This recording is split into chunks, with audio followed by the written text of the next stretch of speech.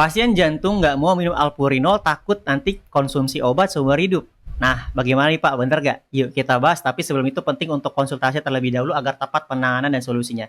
Bagi Bapak Ibu yang mau konsultasi sama saya, silakan dipencet tombol plus yang ada di sini, supaya nanti komunikasi kita tidak dibatasi dan saya bisa membalas pesan dari Bapak Ibu.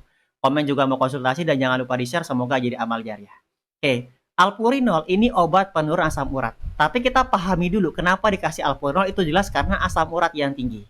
Asam urat yang tinggi itu akan menyebabkan aterosklerosis, yaitu penyumbatan pembuluh darah karena asam urat.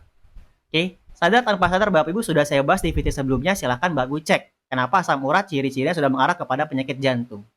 Maka dari itu asam urat yang tinggi harus diturunkan.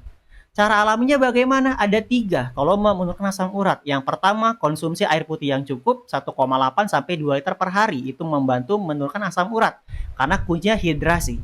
Dibantu sama kopi, tapi tanpa gula dan bukan kopi kemasan. Ini membantu untuk menurunkan asam urat. Oke, yang ketiga, air kelapa membantu menurunkan asam urat. Tapi yang real, asli, bukan kemasan, itu ultra processed food. Ini membantu menurunkan asam urat. Dihindari juga pola makannya harus tepat. Hindari makanan yang mengandung purin yang tinggi. Dan cukupi nutrisinya juga dari pola makan harian. Olahraga agar mengubah asam urat yang tinggi tadi jadi antioksidan. Terakhir Bapak Ibu dibantu sama nutrisi tambahan. Kalau misalkan asam urat terjadi karena adanya inflamasi atau peradangan, nutrisilah membantu untuk membersihkan dan agar mencegah tidak kambuh kembali kumat. Oke, itu cara alaminya. Yang pasti pun gaya hidup sehat, jangan stres. Jangan begadang juga. Nah, kalau dari cara alami tadi Bapak lakukan, tidak ada perubahan asam urat masih tinggi, barulah masuk alpurinol supaya dia turun. Karena kalau tidak, tadi risikonya terjadi penyumbatan karena aterosklerosis.